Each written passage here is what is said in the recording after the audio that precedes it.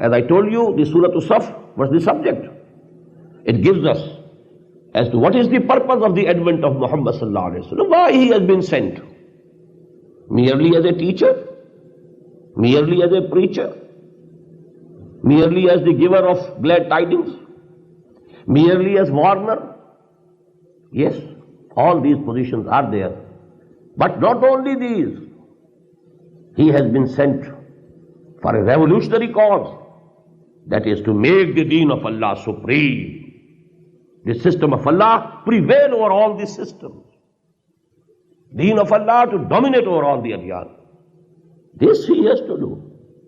That is the special purpose of the advent of Muhammad sallallahu alaihi wasallam, which is unique, and it should be unique.